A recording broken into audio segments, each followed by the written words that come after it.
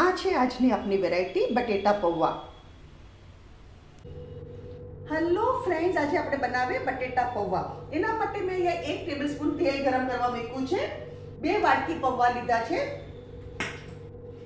એક મોટો બટેટું અને એક મીડિયમ સાઇઝનો કાંદો અને 4 લીલા મરચાં આવી રીતે પીસીસ કરી કાઢ્યા છે અને 10 લીમડાના પાન. હવે અહીંયા તેલ ગરમ કરવા મૂક્યું છે. એમાં આપણે રાઈ નાખવાની. રાઈ નાખી એમાં આપણે લીમડાના પાન નાખી દઈએ.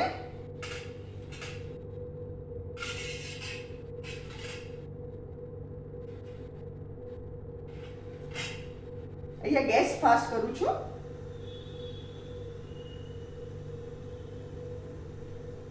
આ તમે નાસ્તામાં બનાવો, બહુ જ ટેસ્ટી લાગે ગરમ ગરમ. ઘણા કાંદા પૌવા બનાવે, અમે બટેટા પૌવા બનાવીએ છીએ. એટલે વી એડ પોટેટોઝ ઇન ઇટ. એનાથી શું છે, પૌવા સોફ્ટ બહુ રહે છે. બટેટાથી પૌવા સોફ્ટ રહે છે.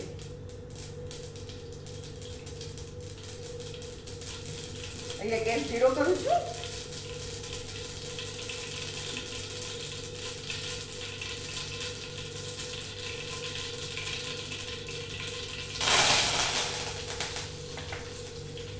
આપણે કાંદા બટેટા નાખી દેવાના.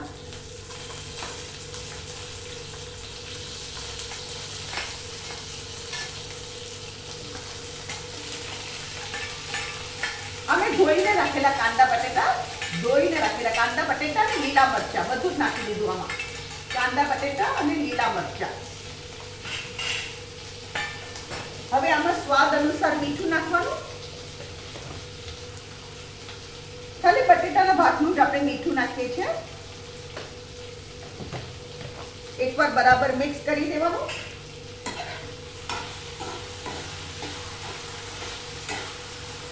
હવે શું કરવાનું, આમાં છે ને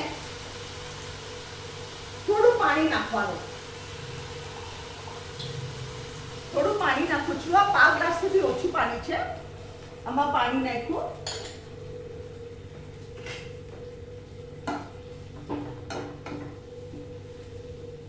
હવે આને કવર કરીને મૂકી દેવાનું.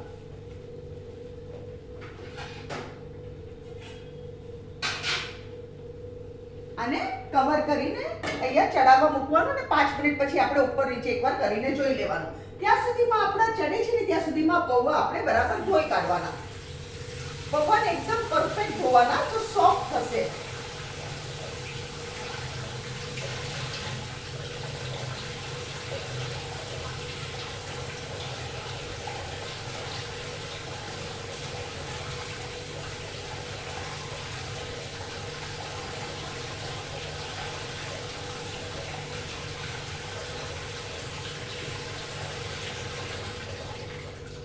આપણા પૌવા ધોવાઈ ગયા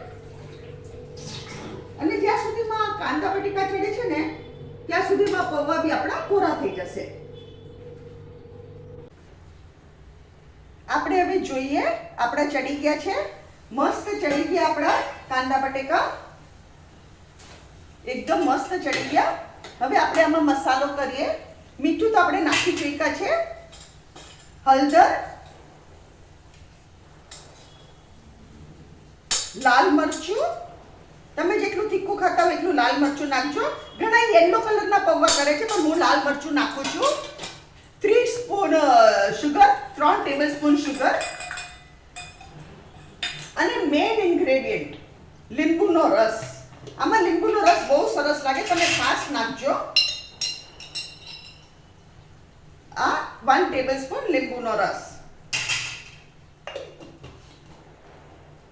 અને હું છે ને કોથમરી ઉપર નથી ભભરાવતી, કોથમરી અંદર જ નાખી દઉં છું. કોથમરી.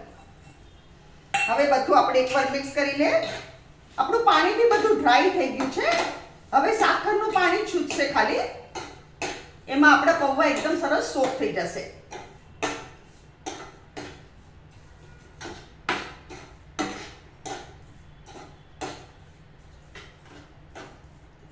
હવે આપણે આમાં પૌવા નાખવાના.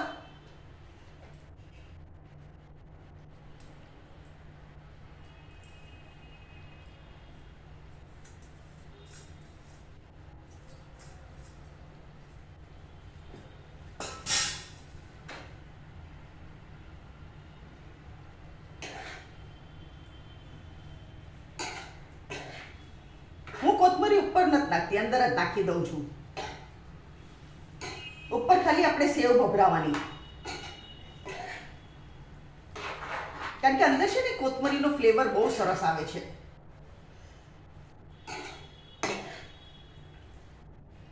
અગર તમારા ઘરમાં મહેમાન આવ્યા હોય તમે બનાવો તો તમે પછી ઉપરથી થોડું શો માટે બી પછી ભભરાવી શકો છો કોથમરી.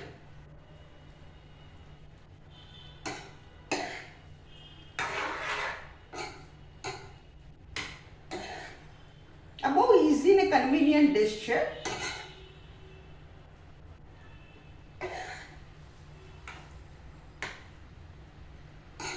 અને અમે તો ઘણીવાર લાઇટ ડિનર માટે બી આ ખાઈ લઈએ છીએ, ડિનરમાં બી બનાવી દઈએ છીએ ફોર ડિનર, કારણ કે it is very light.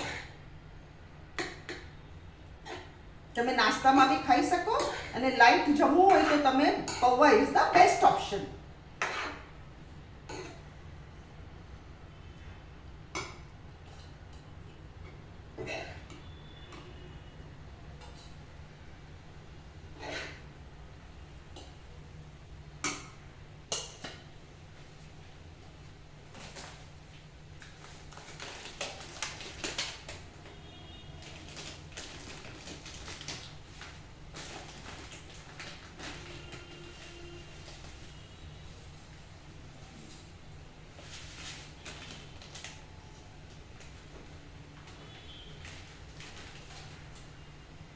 Friends, આ છે આજની આપણી વેરાયટી બટેટા પૌવા. અગર તમને મારી રેસીપી પસંદ આવે તો કમેન્ટમાં જરૂરથી લખો.